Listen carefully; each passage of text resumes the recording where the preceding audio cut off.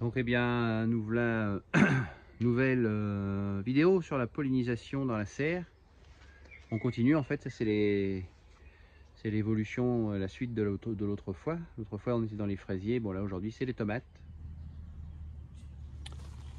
Donc on commence à installer les ruches à bourdon sur les pieds de tomates dès le début de la floraison, puisqu'ils vont donc là on a le premier bouquet, puisque les bourdons vont aller visiter en particulier ces premières fleurs qui sont pas forcément faciles à polliniser en raison des basses températures. Et donc le bourdon lui va permettre de visiter chaque fleur au bon moment, à son bon stade de floraison, et va permettre ainsi de la polliniser au bon moment.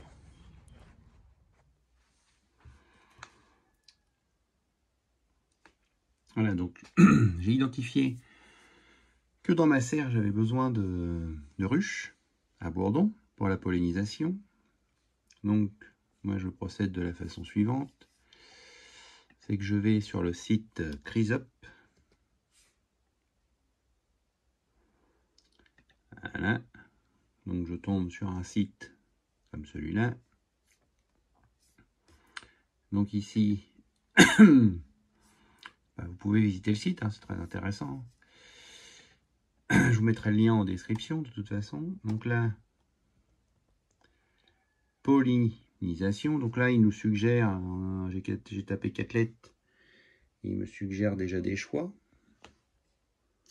Donc nous, maraîchage, on va aller sur Natupol. Clac.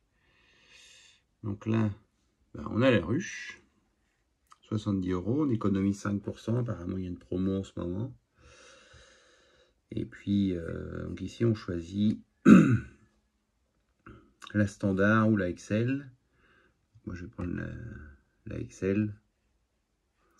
Il m'en faut 2, comme un site classique. Tac. Donc là,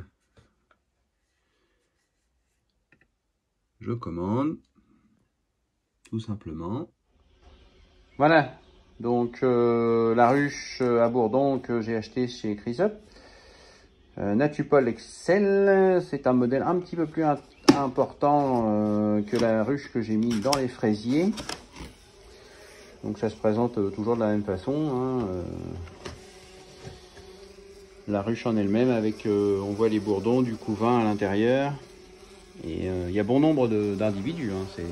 On ne peut pas l'ouvrir parce que ça va pas leur plaire, mais c'est plein, hein. Enfin, on peut les voir, plein de vigueur, plein de tout ça.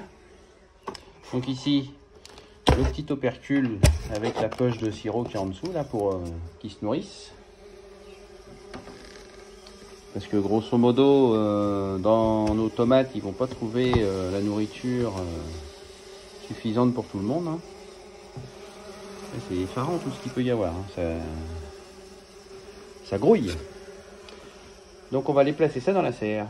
La ruche avec nos petits bourdons à l'intérieur. On referme. Donc celle-là, s'il fait trop chaud, je mettrai un ombrage dessus pour que les bourdons aient peut-être un peu moins chaud. Donc on peut voir aussi qu'il y a des trous d'aération un peu tout autour, ici et là, qui permet à nos amis de pouvoir respirer. Et comme d'habitude, il y a le mode pour faire rentrer les bourdons avec la trappe et le mode entrée-sortie pour qu'ils puissent aller et venir comme ils veulent. Donc je la positionne, voilà, comme cela.